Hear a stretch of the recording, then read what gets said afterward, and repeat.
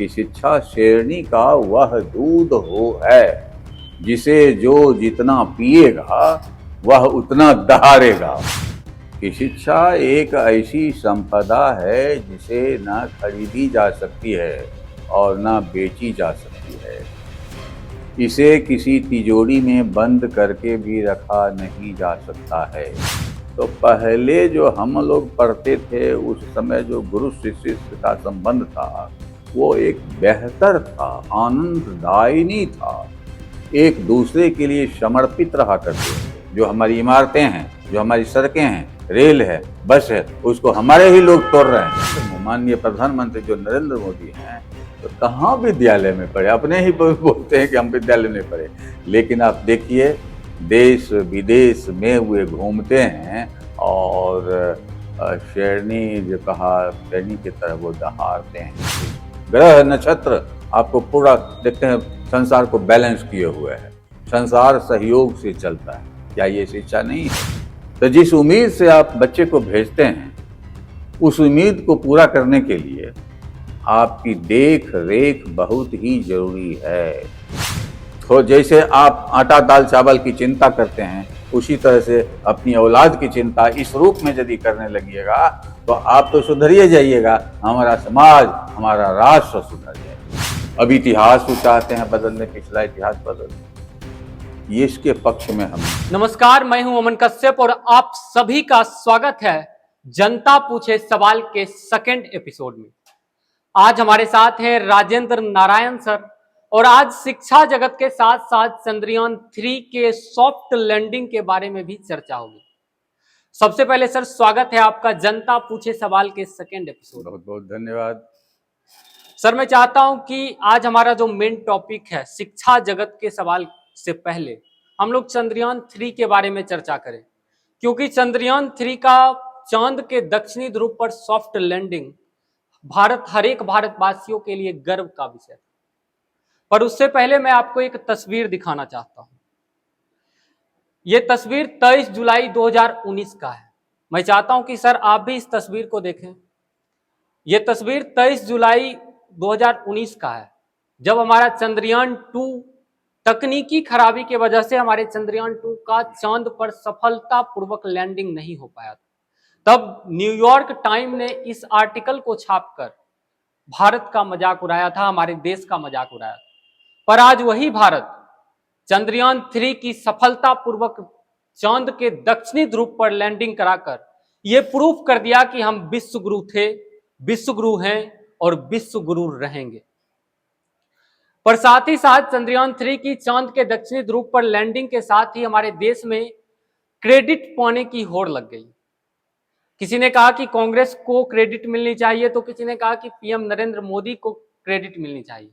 ऐसे में सर मैं आपसे जानना चाहता हूं कि चंद्रयान 3 के बारे में आप क्या कहना चाहते हैं और ये क्रेडिट का जो मामला है ये किसे मिलना चाहिए? कांग्रेस को मिलना चाहिए, पीएम नरेंद्र मोदी को मिलना चाहिए, या फिर इसरो के तमाम वो साइंटिस्ट को मिलना चाहिए जिनके मेहनत के साथ साथ और भारतवासियों, भारत के हर एक जनता को मिलना चाहिए जिनके टैक्स के पैसे और साइंटिस्ट, इसरो के साइंटिस्ट के मेहनत के बदौलत आज हम चांद के दक्षिणी ध्रुव पर सॉफ्ट लैंडिंग कर पाए। क्या कहेंगे सर इसमें? पहली बात तो ये कि आपने कहा कि हमारा मजाक उड़ाया गया, और आप जानते हैं कि असफलता सफलता की कुंजी होती है। अल्वा एडिसन को याद करें, बल्ब की जो संरचना उन्होंने तैयार की 500 टाइम्स वे विफल रहे, लेकिन उन्होंने अपनी हिम्मत नहीं हारी और लगातार काम करते रहे, सफलता मिली। आज विश्व उनका लोहा मानता है। अल्बर्ट आइंस्टीन की बात आप जानते होंगे कि संसार के अधिकांश वैज्ञानिक 12 को छोड़ करके उन्हें पागल करते थे। आप एपीजे अब्दुल कलाम की बात ले लीजिए, उनको भी पागल कहा करते थे, लेकिन आज विश्व प्रसिद्ध हो गए। तो आज न्यूयॉर्क टाइम जिन्होंने ऐसा आलेख उद्धृत किया था दुनिया के सामने, आज वे हास्यास्पद हो गए हैं और भारत आगे हो गया है। भारत के सामने सारा विश्व आज नतमस्तक हो गया है, इन्हें बधाई दे रहा है भारत को। हमारा देश सुप्रीम देश आज बन गया है। और जहाँ तक ये कहते हैं कि विश्व स्तर पर आने वाले दिनों में हमारा, ये भी शायद सवाल है आपका कि हम चंद्रयान से क्या ले सकेंगे, तो हमारा उद्देश्य यही है कि साइंस के क्षेत्र में, टेक्नोलॉजी के क्षेत्र में और उससे संबंधित जो हमारी इकोनॉमी है उसके क्षेत्र में हम अनवरत विकास करेंगे। ये मील का पत्थर साबित हो रहा है। चंद्रयान 3 का जो लैंडिंग हुआ है, सफल लैंडिंग, ये मील का पत्थर भविष्य में लैंड, क्या कहते हैं कि लैंडमार्क, जो साइंस का लैंडमार्क होता है, वो लैंडमार्क साबित हो रहा है। 650 करोड़ का चंद्रयान आज सर 33,000 करोड़ की इसरो की कमाई करवा चुकी है। ये बर्बाद कहते हैं, बर्बाद नहीं, साकार। जब तक आप, जो हम मेहनत करते हैं, समय देते हैं, पूंजी लगाते हैं, तो कुछ आशा से ही करते हैं। और हमने कहा ना, उदाहरण दिया कि बहुत सी ऐसी घटनाएं साइंस के क्षेत्र में होती है जो हम करते हैं बिगाड़। एक साधारण मकान बनाते हैं, तो मकान बनाने में हम देखते हैं कई बार पिलर, उस पिलर को तोड़ दो, उस दीवार को तोड़ दो, नक्शा बना हुआ है, बावजूद इसके उसे तोड़ो, उसे करो, जोड़ो, ये करो, वो करो। वो करते करते तब जा कर के अच्छा मकान हमारा तैयार होता है। तो साइंटिफिक जो टेम्परामेंट है, इसमें हम सोच के तो चलते हैं जरूर, लेकिन रास्ते में जो बाधाएं आती है, जो टेक्निकली जो कठिनाई होती है, उसको दूर करने के लिए फिर रास्ता हमको बदलना पड़ता है। और रास्ता बदलने में कुछ खर्च भी आपको वहन करना पड़ेगा, तभी तो सफलता मिलेगी, तभी तो आनंद मिलेगा, तभी तो आप विश्व गुरु कहलाने के लायक हो सकिएगा। तो ये सारी बातें तो, सफल चंद्रयान का जो लैंडिंग हुआ है, ये हमारा सारा खर्चा ऊपर हो गया, बल्कि खर्च ही ऊपर नहीं हो गया, हमारी प्रतिष्ठा बढ़ी और संसार में हमने झंडा, तिरंगा झंडा को ऊंचा कर दिखाया है। और आने वाले समय में हम विश्व को नया नया रास्ता दिखलाएंगे, साइंटिफिक टेम्परामेंट से उन्हें अवगत कराएंगे। विश्व के छात्र छात्रा हमारे देश में आएंगे सीखने के लिए, पढ़ने के लिए। ये हमारी बहुत बड़ी उपलब्धि है। जहाँ तक आप क्रेडिटर का सवाल कहते हैं अमन जी, तो इस पर हम ज़्यादा जोर नहीं मारना चाहते हैं। क्रेडिट तो सबका है, जो हमारे पूर्वज हैं जिन्होंने इसरो की स्थापना की, उनका भी क्रेडिट है। जो हमारे वर्तमान प्रधानमंत्री है जिन्होंने हिम्मत दिलाई, इकोनॉमी दे करके उन्हें प्रोत्साहित किया, तो उनका भी क्रेडिट है। और सबसे ज़्यादा क्रेडिट प्रणम्य, आदरणीय, तो हमारे वैज्ञानिक हैं जिन्होंने रात दिन एक करके भूखे पेट रह करके भी इस मिशन को आगे बढ़ाया और सफलता हासिल की। सबसे ज़्यादा श्रेय तो उनका है। ऐसे में आप क्या कहेंगे, चांद पर हमारा सफल लैंडिंग हो चुका है, चंद्रयान 3 के बारे में आप क्या सोचते हैं? आपका क्या सवाल है? कमेंट सेक्शन में हमें जरूर बताइएगा। अब हम चलते हैं आज के हमारे मेन टॉपिक की ओर, शिक्षा जगत के सवाल की ओर, जिसके लिए विशेष चर्चा के हमारे साथ राजेंद्र सर जुड़े हैं। सर, सबसे पहले सवाल मेरा यह है कि आखिरकार शिक्षा है क्या? क्योंकि हमारे समाज में ये धारणा बन चुकी है कि शिक्षा नौकरी पाने का एक जरिया है। अगर हमें नौकरी नहीं मिलती है, सरकारी नौकरी किसी को नहीं होती है, तो ऐसा कहा जाता है कि उन्होंने सही से शिक्षा ग्रहण नहीं किया होगा। इसके बारे में आप क्या कहेंगे कि शिक्षा क्या है? क्या नौकरी पाने का जरिया है, या फिर आपके लहजे में क्या है शिक्षा? देखिए, विभिन्न जो हमारे विद्वान लोग हैं, उन लोगों ने अलग अलग शिक्षा की परिभाषा की है। लेकिन मैं भी एक शिक्षक रहा हूँ, और मैं जैसा सोचता हूँ, मैं अपने ढंग से इसे परिभाषित करके आपके सामने रखूँगा, और रखते भी आया हूँ पहले से भी, कि शिक्षा एक ऐसी संपदा है जिसे ना खरीदी जा सकती है और ना बेची जा सकती है। इसे किसी तिजोरी में बंद करके भी रखा नहीं जा सकता है। यह हमारे ओठों की फंसी हंसी है, यह हमारे पूर्वजों की खुशी है, यह नया सूरज उगाती है, यह नया इंसान बनाती है, यह नया संसार बसाती है। यह हमारे अंतः चेतना के बीज को अंकुरित करके विशाल वृक्ष के रूप में प्रकट करती है और हमें पूर्णता का बोध कराती है। ये शिक्षा है। और आप जानते हैं, अम्बेडकर ने कहा था कि शिक्षा शेरनी का वह दूध हो है जिसे जो जितना पिएगा वह उतना दहाड़ेगा। तो शिक्षा वो चीज है, शिक्षा ना खरीदी जा सकती है, ना बेची जा सकती है, ना तिजोरी में बंद करके रखी जा सकती है। ये शिक्षा है। और आपका अगला सवाल क्या है? सर ने बहुत बहुत बहुत बढ़िया बात कही कि शिक्षा वो शेरनी का दूध है, जो पिएगा वो उतना दहाड़ेगा। सर हमारा अगला सवाल ये है कि आपने पहले के भी शिक्षा के स्तर देखे होंगे और अभी वर्तमान समय में भी हमारे शिक्षा के जो स्तर देख रहे हैं, इसमें आप क्या अंतर देखते हैं, क्या अंतर आप महसूस करते हैं दोनों के स्तर में, पहले और अभी के स्तर में? देखिए, आपका सवाल है कहने के लिए तो बहुत छोटा सा, लेकिन इसका आंसर बहुत बृहत हो सकता है।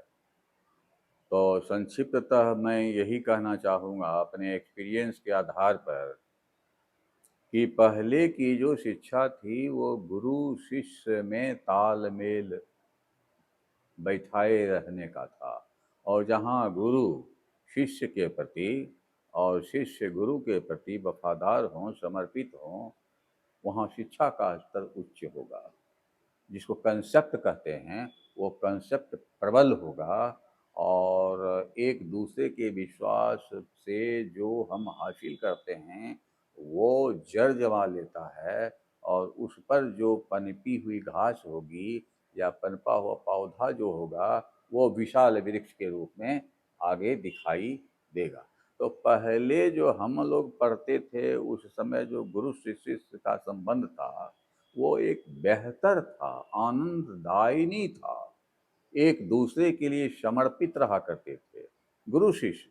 और विद्यालय में जो प्रधानाध्यापक और सहायक शिक्षक में जो रिलेशन हुआ करता था वो एक दूसरे का आदर करते थे।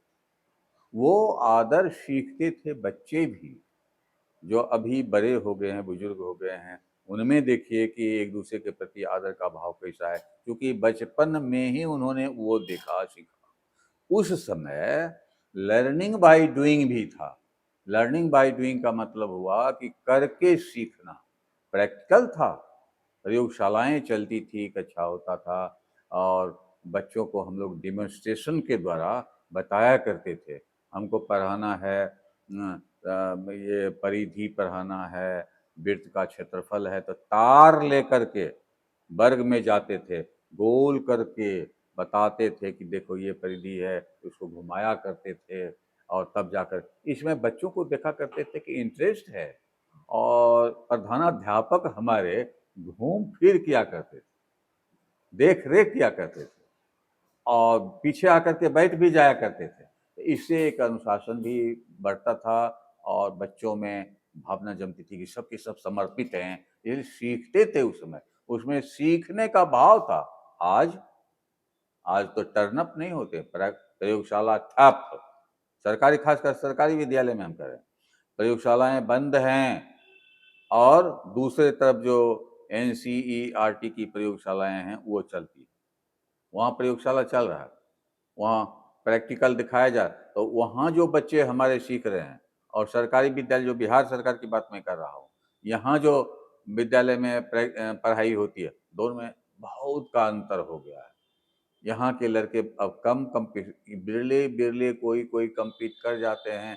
तो एक उदाहरण बन जाता है, देखिए सरकारी स्कूल का भी तो विद्यार्थी कम्पीट कर गया, लेकिन अधिकांश विद्यार्थी तो कम्पीट कर रहे हैं वैसे वैसे जिन्होंने NCERT या उस तरह के डेवलप्ड स्कूल से शिक्षा ग्रहण की है, प्रैक्टिकली जिनको नॉलेज हुआ, तो वो उस माने में वहाँ ठीक ठाक है। लेकिन जहाँ अनुशासन और संस्कृति की बात करेंगे तो पहले जो अनुशासन था, पहले जो संस्कृति थी, वो अब ना अनुशासन है न संस्कृति है। जहाँ इसकी कमी होगी तो वहाँ पर सभ्यता दर्द से कराएगी।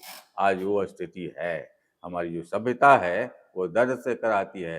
सभ्यता का मतलब हुआ बना बनाया जो सामान है, बनी बनी बनाई जो चीज़ है, जो हमारी इमारतें हैं, जो हमारी सड़कें हैं, रेल है, बस है, उसको हमारे ही लोग तोड़ रहे हैं। क्योंकि अशिक्षित जैसे शिक्षा उन्होंने प्राप्त की है, उनकी जो शिक्षा है वो कुशिक्षा है। तो ये फर्क हमको देखने को मिलता है। ये शॉर्टली हम इतना ही कहना चाहेंगे। अब अंतर तो बहुत, एक एक बिंदु लेंगे तो बहुत सारा अंतर होता चला जाएगा, लेकिन ये स्थिति आज हो गई है, अनुशासन और संस्कृति का भारी अभाव हो गया है हमारे समाज में, हमारे विद्यालय में, हमारे शिक्षकों में, शिक्षा प्रेमियों में। एक दूसरे के प्रति प्रेम स्नेह ये घट सा गया है। ये बहुत जरूरी है इसको वापस करना। हमारे पास सर ऑनलाइन के जरिए भी एक सवाल आए हैं। ऑनलाइन में ये सवाल आया है कि इन्होंने अपना नाम सौरभ बताया है। अच्छा, इन्होंने पूछा है कि हम शिक्षा ग्रहण क्यों करें। शिक्षा तो आज लोगों का व्यापार बन चुका है। पढ़ाई करने में हमें जितना पैसा खर्च हो जाता है, इससे कम पैसे में हम अपना बिजनेस खड़ा कर सकते हैं। सौरभ जी, आपको इस सवाल के लिए बहुत बहुत धन्यवाद। तो आप शिक्षा को स्कूल में बेंच पर बैठ करके और बोर्ड देख करके जो हम शिक्षा प्राप्त करते हैं उसी को आप शिक्षा यदि मानते हैं तो हमको कुछ नहीं कहना है। लेकिन हम आपको कहना चाहेंगे कि शिक्षा तो वो जहाँ हम स्कूल में प्राप्त करते हैं वो पेशागत शिक्षा है। टीचर शिक्षा दे रहे हैं, वो एक है, वो भी दमदार है। लेकिन जब हम रास्ते में चलते हैं और पेड़ में लगा फल वो बता रहा है कि देखिए डालियाँ झुक गई है, तो डालियाँ हमें शिक्षा देती है कि जब हमें धन दौलत हो जाए तो हमें विनम्र हो जाना चाहिए। फूल से जो सुभाष निकल रहा है तो वो भी शिक्षित। कल कल चल चल झरना बह रहा है, पहाड़ की ऊंचाई है, चिड़िया चहचहा रही है, वो स्रोत है, एजुकेशन का स्रोत है। और ये जान लीजिए, हमारे माननीय प्रधानमंत्री जो नरेंद्र मोदी हैं, तो कहाँ विद्यालय में पढ़े, अपने ही बोलते हैं कि हम विद्यालय में पढ़े।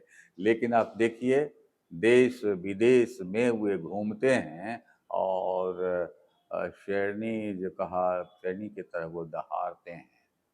वो कौन सा दूध उन्होंने पिया है।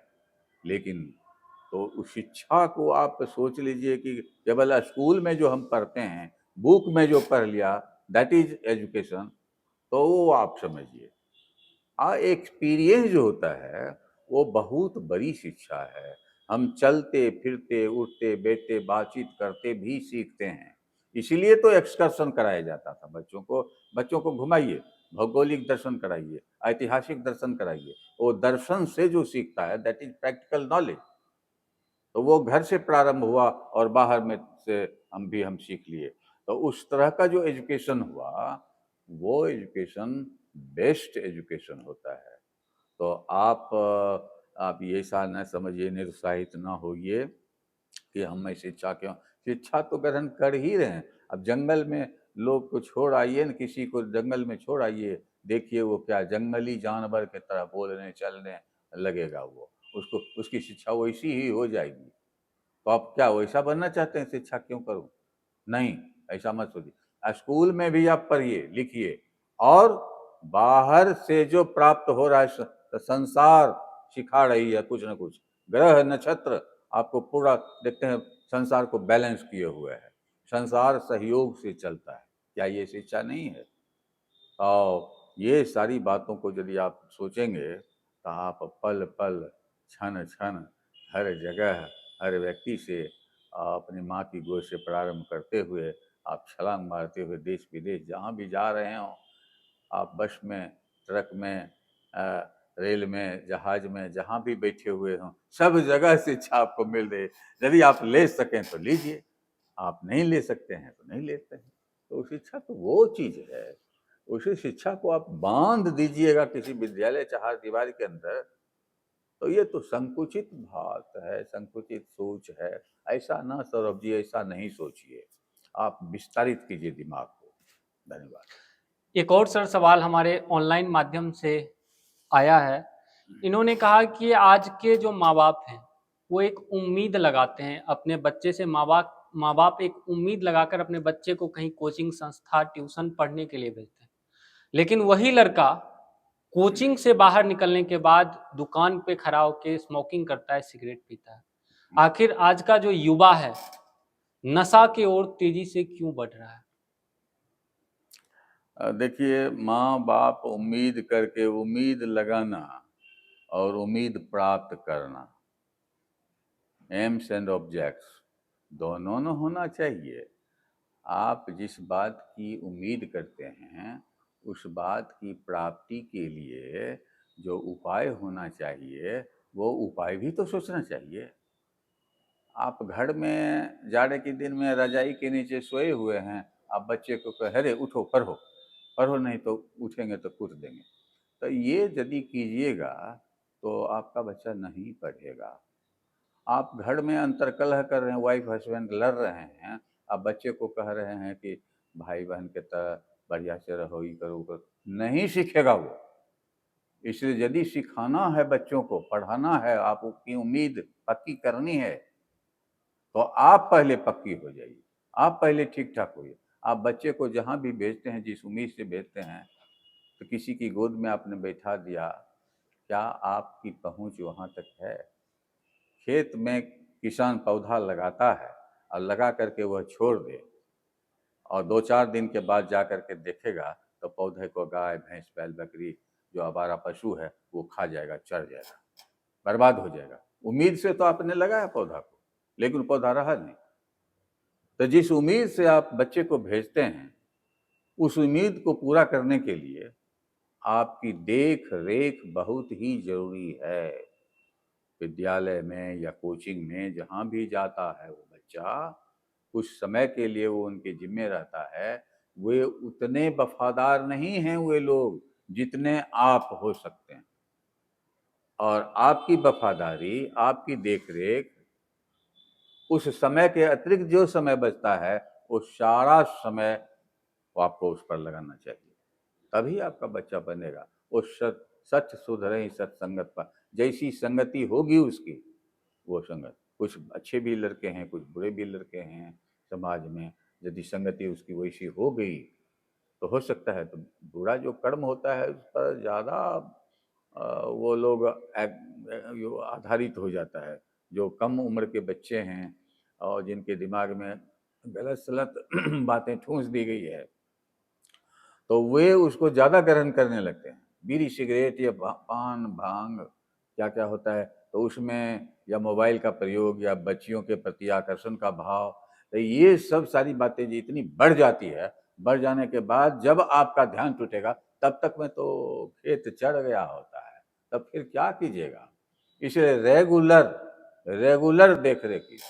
2 ही बच्चे हैं आपके, 2 पौधे हैं, आप क्यों नहीं देखिएगा, क्यों नहीं दिखवाइएगा दूसरों से क्यों नहीं पूछताछ कीजिएगा, शिक्षक से क्यों नहीं मिलिएगा, उसके साथी संगी से क्यों नहीं मिलिएगा, और नहीं मिलिएगा तो आप उम्मीद नहीं कीजिए। इसलिए आपका बच्चा बिगड़ रहा है, और आपका बच्चा बिगड़ा तो हमारा समाज बिगड़ रहा है। यदि समाज का हर व्यक्ति, हर माँ बाप, तो जैसे आप आटा दाल चावल की चिंता करते हैं उसी तरह से अपनी औलाद की चिंता इस रूप में यदि करने लगिएगा तो आप तो सुधरिए जाइएगा, हमारा समाज, हमारा राष्ट्र सुधर जाएगा। तो हम उम्मीद करते हैं कि आपके सवाल का जवाब आपको मिल गया होगा। सर, एक आखिरी सवाल हमारा है कि शिक्षा व्यवस्था को और बेहतर बनाने के लिए हमें और क्या करना चाहिए और हमें क्या बदलाव करनी चाहिए, क्या व्यवस्था और लाना चाहिए हमें? ओह, ये देखिए गवर्नमेंट की बात हो जाती है, हम कहेंगे कुछ और सरकार के पास जो सोच है वो सोचेगी अपने तरह से। ये गड़बड़ हो गया है, आज की जो राजनीतिक परिस्थितियां पैदा हो गई है। पहले की जो शिक्षा थी 1986 में जो शिक्षा दी गई, नई नई राष्ट्रीय शिक्षा नीति राजीव गांधी के समय में, वो भी शिक्षोपयोगी और वो उत्पादकता उसमें भी थी, लेकिन सरकार के पास पैसा नहीं, बाद में चल करके वो फेल कर गया। और बहुत सारी बातें हैं उसमें, कुछ त्रुटियां भी थी और बहुत सारी अच्छी अच्छी बातें भी थी। अब जो नई सरकार आ गई है, हमारे कहने से थोड़े कुछ हो जाएगा। पर हम अपने बातों को तो रख सकते हैं सर। वो जो सरकार है ना, अभी भी जो सरकार, अभी जो वर्तमान सरकार है, अब नए तरह से न्यू एजुकेशन पॉलिसी लागू कर, तो कुछ अच्छाइयां हैं इसमें, लेकिन कुछ ऐसी ऐसी बुराइयां हैं कि आम विरोध होने लगे। अब इतिहास को चाहते हैं बदलने, पिछला इतिहास बदलने, ये इसके पक्ष में हम नहीं। मेरा चाहना ये है कि पहले से जिन पर इतिहास बन गया है और ऐतिहासिक धरोहर के रूप में जिन्हें हमने स्वीकार किया है, उन्हें रहने दो। और जो छूट गए, चाहे बेमनस्ता बस छूट गए, राजनीतिक प्रतिद्वंदिता बस छूट गए, या भूल से छूट गए, अब यदि तुम्हारे स्मरण में है तो उनको भी लाओ, उनको भी जगह दो, कहीं न कहीं जगह दो। ये यदि होता है तो समाज में वैमनस्यता या राजनीतिक प्रतिद्वंदिता इस तरह से नहीं हो सकेगी, और तब हमारी मजबूती होगी। और विद्यालयों में जो शिक्षा पद्धति लागू की जाएगी कॉलेज में, वो उसके पक्षधर सबको ही हो जाएंगे। आज वो ऐसा नहीं हो रहा है। आज हो रहा है वो क्यों, वो प्रसंग क्यों दे दिया, फलाना वाला प्रसंग क्यों दे दिया गया है, वो तो उनका राजनीतिक मुद्दा है, राजनीतिक लाभ के लिए ऐसा कर रहे हैं। बात भी सही है, ये ऐसा क्यों हो रहा है? यदि सरकार ऐसा करती रहेगी तो कोई भी पद्धति लागू करें कहीं विदेश से, देश से, या बड़े बड़े विद्वानों द्वारा लागू नहीं हो सकता। अच्छाई भी है और कहीं बुराई है तो सब अच्छाई को सड़ा देगा, बर्बाद कर देगा। इसलिए शिक्षा को निष्प्रियता के साथ हमारी सरकार लागू करे। और सरकार बहुत बड़ी चीज होती है मन जी। सरकार यदि चाह लेगी तो गलत भी जो शिक्षा उन्होंने चलाए हैं वो भी लागू कर सकते हैं, लेकिन हमारी पीढ़ी तो बर्बाद हो जाएगी। इसका ख्याल तो उन्हें करना पड़ेगा।